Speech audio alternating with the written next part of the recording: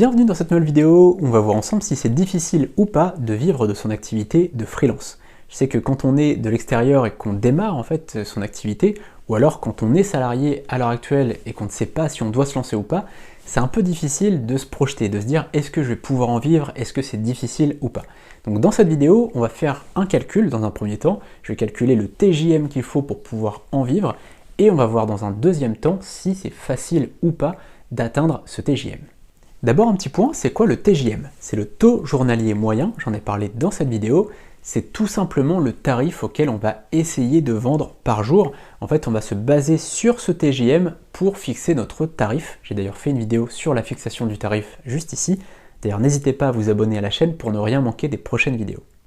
Quel TJM faut-il pour vivre de son activité de freelance? Alors d'abord, on a 365 jours par an, ça c'est ok, moins 104 jours de week-end, puisque on a le samedi et le dimanche, fois 52 semaines, ça fait 104 jours. Moins 11 jours fériés, donc ça nous donne 250 jours où on peut travailler par an. Mais bon, on va prendre des vacances quand même, puisqu'on n'est pas des chiens, on va quand même prendre quelques vacances, et on va prendre 10 semaines fois 5 jours, puisque les jours de week-end, on les a déjà pris, le samedi, dimanche, c'est déjà compté, c'est déjà retiré. Donc là, on va compter juste du lundi au vendredi, fois 10 semaines, ça fait donc 50 jours de congés par an. Donc 250 moins 50, ça fait 200 jours travaillés. Notre but, c'est de gagner 2500 € net par mois, fois 12 mois, égale 30 000 €. On ajoute ensuite les charges sociales et les impôts, environ 30%. Ça fait 30 000 divisé par 0,70 pour calculer les 30%, égale 42 858 €. On arrondit à 43 000 € divisé par 200 jours égale 215 € de TJM par jour.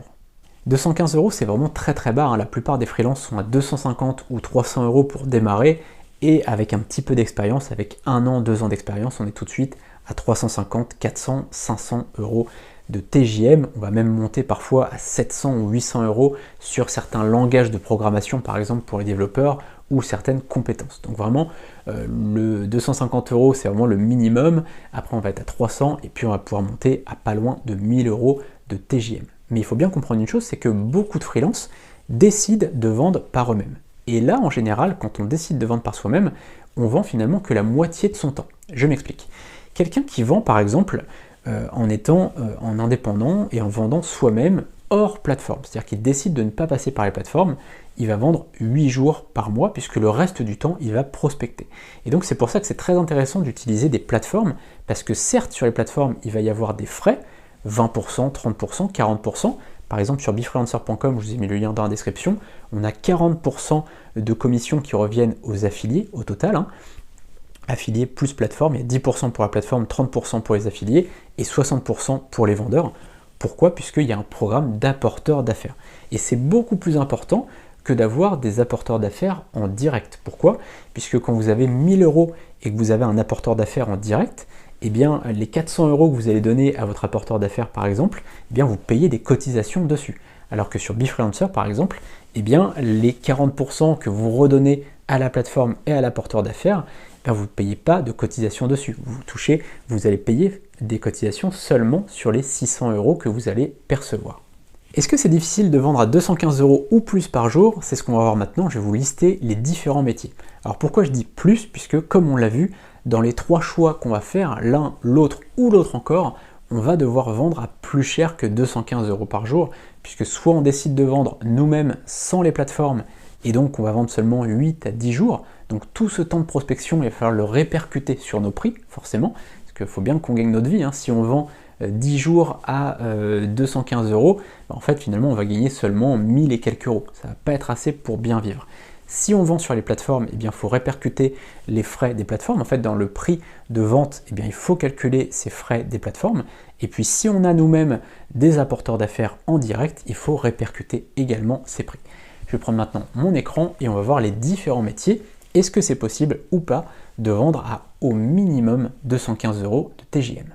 Pour un développeur, c'est très facile de vendre à plus de 215 € par jour, voire même à plus de 300 € par jour, c'est vraiment très facile. Pour les graphistes, c'est pareil, même si ça va être un peu plus facile encore pour les développeurs, mais pour un graphiste, pour un web designer aussi, ça va être tout à fait faisable de vendre à plus de 300 € par jour sans souci. Pour un rédacteur web, là ça va être actuellement très difficile. D'ailleurs, je prépare une vidéo, gagner sa vie en tant que rédacteur web. N'hésitez pas à vous abonner à la chaîne YouTube puisque je vais parler de tout ça. Aujourd'hui, c'est très difficile d'atteindre ce TJM. Ensuite, expert SEO ou SEA, c'est-à-dire expert en référencement organique ou expert en référencement payant, et bien dans tous les cas, ça va être facile, voire très facile de vendre à minimum 250, voire 300 €. Donc ça, il n'y a aucun problème. Spécialiste web marketing pour faire des tunnels de vente, ce genre de choses, là c'est pareil, 300 € par jour, c'est vraiment un minimum. Donc ça, vous pouvez largement vendre à 215 € minimum du minimum. Et ensuite, monteur vidéo, c'est facile aussi, si on trouve quelques clients qui savent la valeur ajoutée d'un bon monteur. Il faut bien comprendre que un monteur vidéo, s'il travaille avec des gens qui débutent, qui ne savent pas du tout ce que vaut un bon monteur, finalement ce que peut rapporter un bon monteur, eh bien le client ne va pas vouloir payer trop cher. Par contre, si vous travaillez avec un youtubeur, un infopreneur, quelqu'un qui sait la valeur d'un bon monteur, eh bien il ne va pas hésiter à vous payer 250-300 € par jour sans problème. Voilà, c'est la fin de cette vidéo, j'espère qu'elle vous a plu et qu'elle vous aura été utile. N'hésitez pas à vous abonner juste en dessous et activer la cloche pour ne rien manquer des prochaines vidéos. Vous pouvez aussi laisser un commentaire et aller voir befreelancer.com, le lien est dans la description.